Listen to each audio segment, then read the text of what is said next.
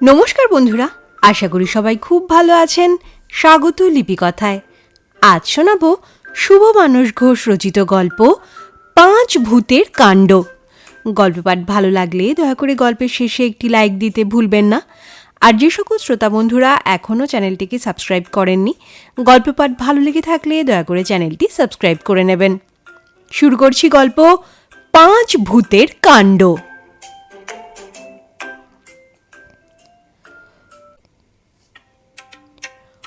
সরকার বাড়ির সরল সরকার মোটেই সরল লোক নয়। ২ বিঘে জমির ওপর তার ফল ফুলুরির বিশাল বাগান। আম, জাম, কলা, কাঁঠাল, বাতাবি লেবু, নারকেল, পেয়ারা, জামরুল, লিচু, কোন ফলের গাছটি নেই তার বাগানে। কিন্তু ওই থাকাই সার। গ্রামের লোক ধারে কাছে ঘেঁষতে পারে না। সরল সকাল বিকেল হাতে লাঠি নিয়ে বসে বসে গাছ পাহারা দেয়, অথচ ৩ কুলে কেউ নেই। বউ ছিল, সেও বছর ৫ হলো মারা গেছে।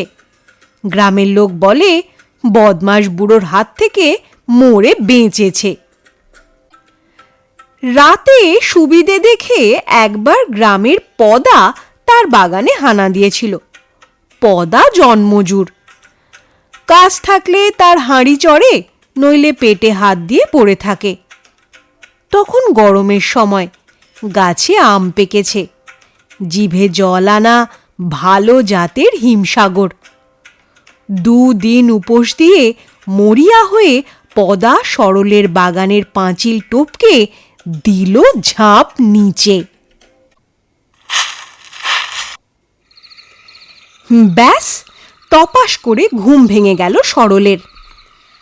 কে রে বলে লাঠি বাগিয়ে তেড়ে এলো। একে পদার চেহারাটা রোগা পটকা, তার উপর ২ দিন পেটে দানা পানি নেই। ছুটে পালাতে গিয়ে অন্ধকারে বেচারা পড়বি তো পর একেবারে সরলের বুকের ওপর। রাত বিরেতে ঘুম চোখে এইরকম বেমক্কা কোলাকুলি করতে কার ভালো লাগে বলো? সরল সরকারের তো একেবারেই নয়। শোনা যায় সরল তাকে এসা মেরেছিল যে বেচারাকে হাসপাতালে পাঠাতে হয়। সেখানে গিয়ে স্যালাইন দিয়ে উপবাস ভাঙতে হয় তাকে। হাসপাতাল থেকে ফেরার পর জীবনে আর সোজা হয়ে হাঁটতে পারেনি সে। বললাম, সরল সরকার মোটেই সোজা লোক নয়। একবার শীতের মুখে গায়ে যাত্রাপালার আসর বসেছে। জলে শাশুড়ি, ডাঙায় ননদ।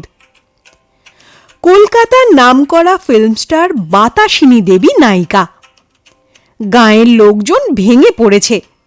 তাদের মধ্যে ঘাপটি মেরে বসেছিল গ্রামের নামকরা ছিঁচকে চোর হালুয়া। তার চোখকে তো ফাঁকি দেওয়া সোজা কথা নয়। সে ঠিক দেখে নিল ভিড়ের মধ্যে মুখে চাদর চেপে এক কোণে চুপটি করে বসে আছে সরল। কলকাতার বাতাসিনী দেবীকে সামনে থেকে দেখার লোভ সামলাতে পারেনি সেও। হালুয়া দেখল এই সুযোগ। রইল পড়ে বাতাসিনী দেবী, রইল পড়ে জলে শাশুড়ি, ডাঙায় ননদ। সে টুক করে আসর ছেড়ে বেরিয়ে গিয়ে লাগালো দৌড় সরলের বাড়ির দিকে।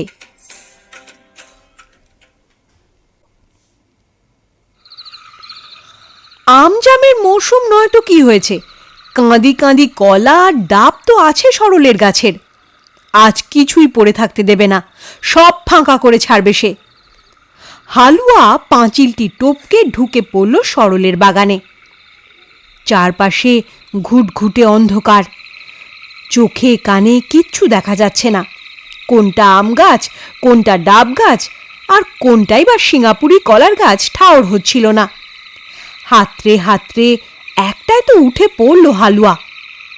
কিন্তু এ কি গোলমেলে গাছ রে বাবা! ফল ফুলুরি দূরের কথা, খালি ডালপালা, গাদা গুচ্ছের মাকড়সার জাল আর কাঠ পিঁপড়ে। তার মধ্যে হঠাৎ কানের গোড়ায় চ্যাঁ চ্যাঁ করে উঠল এক গাদা কাক। তারপর মাথার উপর ঠাস ঠাস করে ঠোকরাতে শুরু করলো। চেঁচিয়ে কাকগুলো নিজেদের ভাষায় বলছিল, এখানে মরতে এসেছিস কি করতে রে হতভাগা? দেখতে পাসনি আমরা ঘুমোচ্ছি? ভাগ এখান থেকে, ভাগ, দূর হ, দূর হ। হালুয়া মরে গেলুম বলে চেঁচাতে চেঁচাতে গাছ থেকে নামতেই কে যেন সপাটে জাপটে ধরলে তাকে। ততক্ষণে প্রাণ গলায় গিয়ে ঠেকেছে হালুয়ার।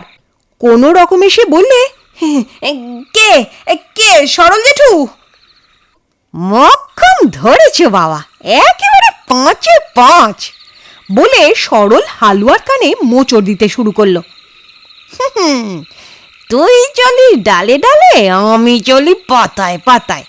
তুই যেমন আমায় দেখেছিলি, আমি তেমনি তোকে দেখে নিয়েছিলাম যাত্রাপালার আসরে। কান ছেড়ে সরল এবার বসিয়ে দিল এক রাম গাঁটটা হালুয়ার মাথায়। হালুয়া মাইরে মাই বলে যন্ত্রণায় লাফিয়ে উঠে হাউ মাউ করে উঠল। প্লিজ জেঠু, জেঠু মাথায় নয়, মাথায় নয়, এই কাকগুলো মাথার আর কিচ্ছু আস্ত রাখেনি। মাথা তো কোন ছাড়, সরল সরকার হালুয়ার কিছুই আস্ত রাখল না সে যাত্রায়। উত্তম মধ্যম এমনি দিল যে জন্মের মতো হালুয়ার চুরি বিদ্যে ঘুচে গেল। শোনা যায় এখন সে কাশীর দশার সমেত ঘাটে বসে ভিক্ষে করে খায় আর দুবেলা হরিনাম করে। হই যে বলেছি, সরল সরকার মোটেই সরল লোক নয়। তবে কথায় আছে, যে যেমন বাঁকা তার তেমন কাকা। তো ধর্মের কল বাতাসে একদিন ঠিক নড়ল। একবার পুজোর মুখে মুখে সরল অসুখে পড়ল। খবরটা চাউর হতেই গ্রামের ছেলে ছোকরাদের কি আনন্দ।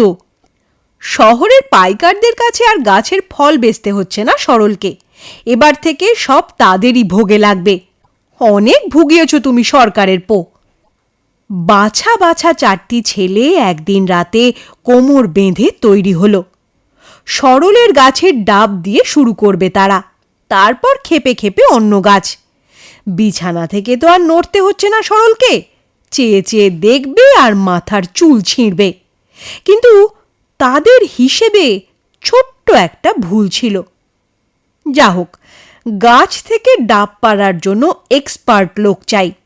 তো ছেলেরা খুঁজে খুঁজে ধরে আনলো হালুয়ার ভাই লিলুয়াকে। নামটা শুনে তোমরা যতই হাসো, হালুয়ার সঙ্গে ওই লিলুয়া নামটা চমৎকার মেলে, তাই হালুয়ার বাবা তার ছোট ছেলেকে ওই নামই দিয়েছিল। লিলুয়া গায়ে গতরে রোগা লিকলিকে হলে কি হবে, দাদার মতো চোর ছ্যাঁচর নয় সে। শুধু একটাই মুশকিল তাকে নিয়ে, তোতলা। শুয়ে পড়েছিল সে, ছেলেদের গলা পেয়ে বেরিয়ে এলো বাইরে, খালি গা, পরনে লুঙ্গি। সব শুনে সে এক পায়ে খাড়া। দাদার জন্য বেচারার অনেক দিন ধরে রাগ সরলের ওপর। এই দেখ লিলুয়া, পারবি তো? ছেলেরা জিজ্ঞেস করলো। পারবো মানে? খুব পারবো, পুরো ফর্সা করে দেবো গাছ। আমার দা দা দা হয়েছে হয়েছে। ছেলেরা তাকে থামিয়ে দিল। চল আমাদের সঙ্গে। গ্রামের ছোকরারা আর লিলুয়াকে নিয়ে হলো মোট 5 জন। রাত গভীর হতে পঞ্চভূতে একে একে চুপি সারে পাঁচিল টপকে ঝুপঝুপ করে নেমে পড়ল সরকারের বাগানে। আকাশে চাঁদ ছিল, হালকা জ্যোৎস্নায় না আলো না অন্ধকার গোছের গা ছমছমে পরিবেশ। সব মিলিয়ে 6 নারকেল গাছ সরলের, তার মধ্যে একটার তলায় গোল হয়ে দাঁড়ালো ছেলেরা। জয় কালী বলে লিলুয়া পরনের লুঙ্গি খুলে ফেলে ছেলেদের হাতে ধরিয়ে দিয়ে সর করে উঠে গেল ওপরে। হাতে তার শুধু একটা কাটারি, দেখতে দেখতে সে একেবারে মগ ডালে। নিচে 4টে খুঁট চারদিক থেকে টান করে লুঙ্গিটা পেতে দাঁড়ালো 2টি ছেলে। অন্য একটি ছেলে টর্চের আলো ফেললো তার মাঝখানে। ওপর থেকে ওই আলো দেখে গাছ থেকে ডাব কেটে এক এক করে নিচে ফেলবে লিলুয়া। নিঃশব্দে গাছ ফাঁকা হয়ে যাবে, কেউ জানতেও পারবে না। একটি ছেলে রইল দূরে পাহারায়। শুরু হয়ে গেল অপারেশন। লিলুয়া একটা একটা করে ডাব ফেলছে লুঙ্গির ওপর। টর্চের ছেলেটি সেগুলো নামিয়ে রাখছে নিচে। এইরকম 4টে থেকে 5টা ডাব পাড়া হয়েছে সবে। হঠাৎ হিসেবের ভুলচুকের জন্য লিলুয়ার ফেলা একটা ডাব লুঙ্গিতে না পড়ে সশব্দে পড়ল গিয়ে নিচে। ব্যাস, ঘটে গেল অঘটন।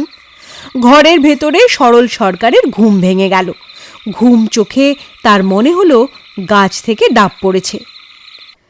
ভাবা কি, রইল পড়ে অসুখ।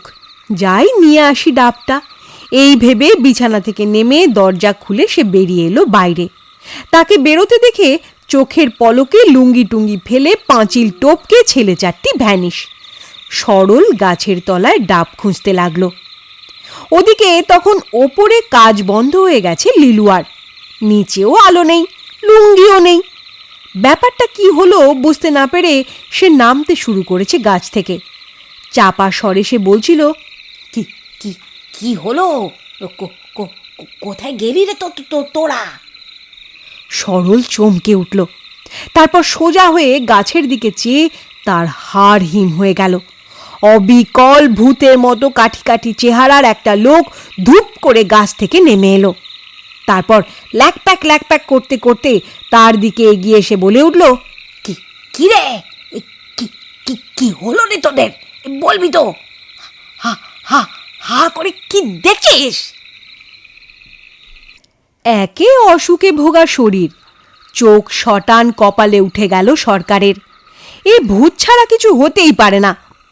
মানুষ হলে পোশাক পরিচ্ছদের অন্তত বালাই থাকতো। তাছাড়া রাত বিরেতে গাছ থেকে ভূতই নামে, মানুষ নয়। সরল গোঁ গোঁ করে উঠল। অন্ধকারের মধ্যে সরলকে আর সরল বলে কি করে চিনবে লিলুয়া? সে তাকে গ্রামের ছেলে মনে করে চেঁচামেচি জুড়ে দিল। কথা কস না কেন? আর কি হচ্ছে? হ্যাঁ, মার বটেনে এক চট। এই দে দে দে আমার লুং লুং লুং। সরলের আত্মারাম খাঁচা ছাড়া হয়ে গেল। চেহারাই নয়, কথা পর্যন্ত বলছে অদ্ভুত একটা ভুতুড়ে ভাষায়। ভূত ছাড়া সরলের বাগানে দাঁড়িয়ে তার দিকে আঙুল তুলে কথা বলার বুকের পাটাই বা এই তল্লাটে কার আছে? শেষে কিনা ভূতের চর খেয়ে মরতে হবে? সরল সরকার মু মু পুরো কথা শেষ না করেই চোখ উল্টে পড়ল। একদম অজ্ঞান। এমনি অজ্ঞান যে তার জ্ঞান ফিরেছিল পাক্কা 2 দিন পরে। গ্রামের লোকেরা ধরাধরি করে তাকে হাসপাতালে নিয়ে না গেলে তার প্রাণ বাঁচানোই দায় ছিল। হাসপাতালে টানা 7 দিন কাটিয়ে সরল যখন বাড়িতে ফিরল তখন অন্য মানুষ। চেহারা এমন ভেঙে গেছে যে চেনাই যায় না। সব দাপট শেষ। সারাদিন চুপচাপ সে তার ঘরের জানালায় বসে থাকে। গাছের ফল ফুলুরির জন্য কেউ বায়না করলে বলে, খা না, এসব তো তোদেরই গাছ। ভূতে খাওয়ার চেয়ে 5 ভূতেই খাক নয়। এখনো সরলের বিশ্বাস সেদিন সে ভূতই দেখেছিল। না লিলুয়া না গ্রামের ছেলেরা কেউ তার ধারণা ভাঙানোর চেষ্টা করেনি। শেষ হলো গল্প। গল্প পাঠ ভালো লেগে থাকলে দয়া করে চ্যানেলটি সাবস্ক্রাইব করে নেবেন আর বেল বাটনটি প্রেস করলে আমার পরবর্তী গল্পের নোটিফিকেশন আপনারা পেয়ে যাবেন। আপনারা চাইলে গল্পটিকে আপনাদের বন্ধুবান্ধব প্রিয়জনদের সাথে শেয়ার করে নিতে পারেন। সবাই খুব ভালো থাকবেন, সুস্থ থাকবেন। অনেক ধন্যবাদ।